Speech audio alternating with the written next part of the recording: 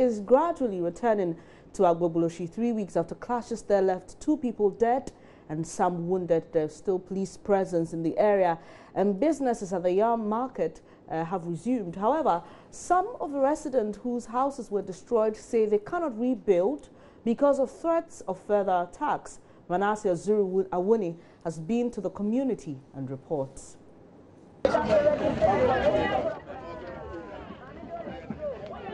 At the Konkoma Yam Market at Agbogbloshie, it is business as usual. The young women are selling as truck pushers who are competing with head porters cart hundreds of tubers from the market. Apart from the heavy police presence in this area, it is difficult to imagine that this market was closed to business 3 weeks ago due to violence. The clashes interrupted business activities.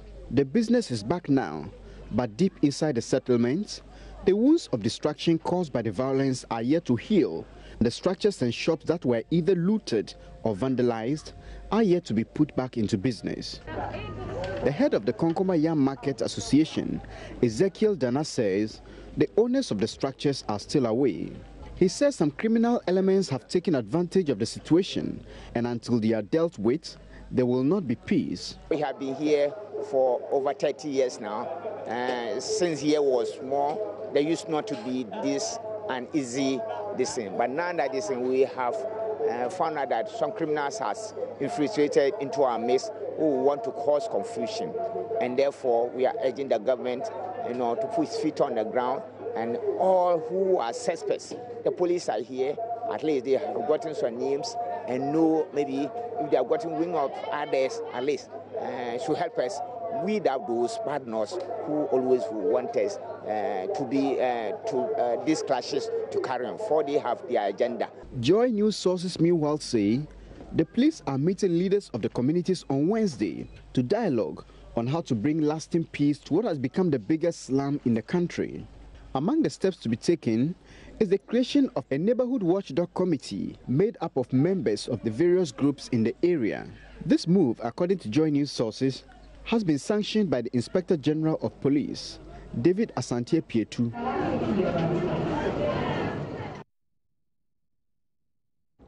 You're watching Joy News Desk with me, Bernice Abubedo. Still to come in this bulletin, we'll be speaking to Stanley Kwenda, a BBC journalist who had to flee Zimbabwe as a result of his work. And we're doing this because today is Press Freedom Day. Please stay with us.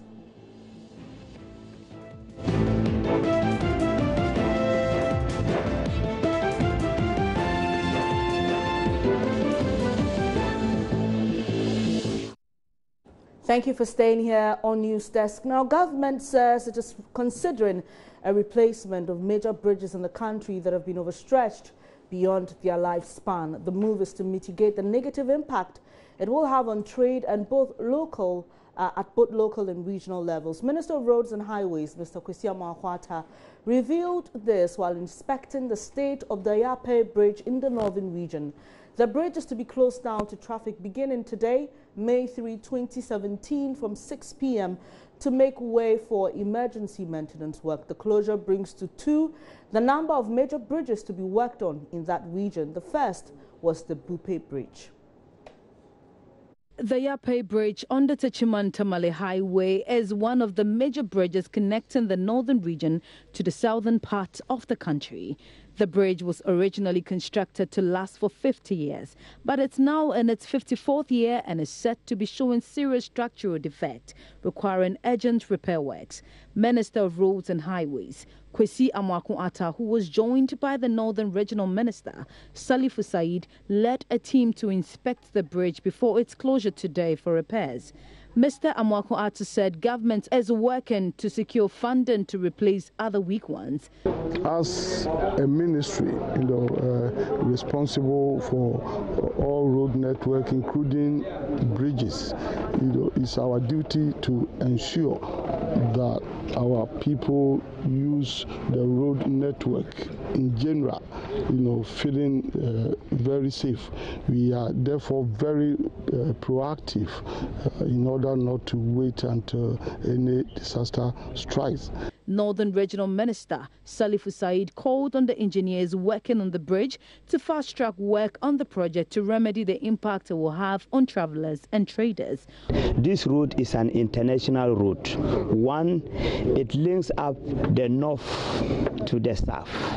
Secondly, it links all the Sahelian countries like Burkina Faso, Mali, Niger, Cote d'Ivoire and others to Ghana and the port. We all know that the Tema port is one of the major ports that the Sahelian countries, they bring their goods from Europe to dock. And then also, given the fact that the three regions of the north is the bread basket of the country as well as even Africa, because Ghana we export a lot of crops to some other African countries. At the same time, we export to Europe. So it means that if these routes are, these two bridges are allowed to collapse, then it means that a lot of negative effects will happen, not only to the people who will commit. Work on the bridge is expected to last for 30 days, after which it will be in full use.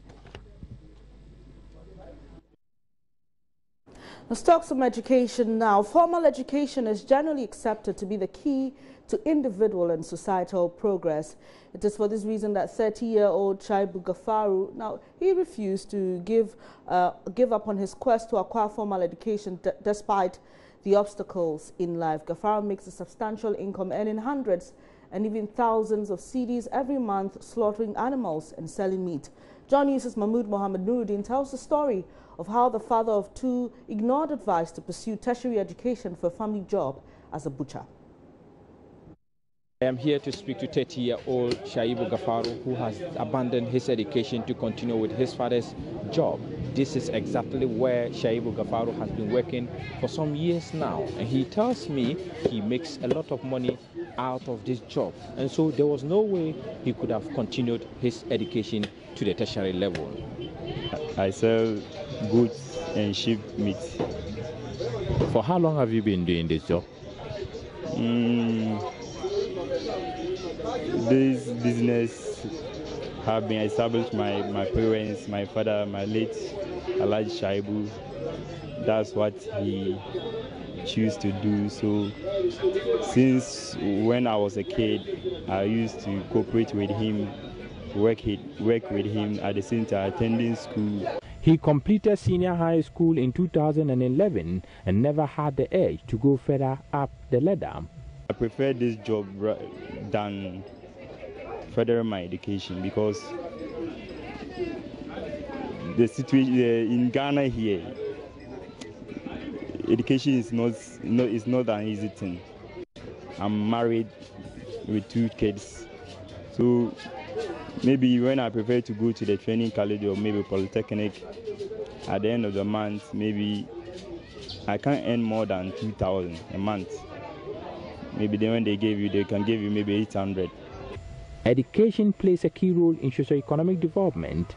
For Gafaru, however, second cycle knowledge is enough to be able to fend for him as well as wife and children, working for himself in a job generally associated with illiteracy in Ghana.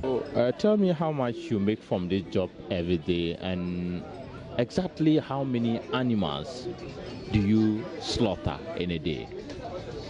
Maybe it depends. When somebody makes an order for maybe a good, maybe we do service to the restaurants and shop buyers. So when someone make an order, I do slaughter 10 or maybe 15. A day I can make 150 or 200 cedis a day. So I prefer this job than furthering my education. So what will become of Gafaru's 2 children once he believes formal education isn't all it takes to become successful? I know this job is good for me, but as my two kids, I do advise them they should further their education. They shouldn't come into this job.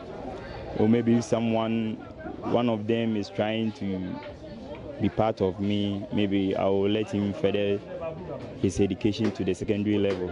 Maybe he can read and write, his left and right, so he can join me, because this job is good for me. Mahmoud Mohammed Nuruddin reporting.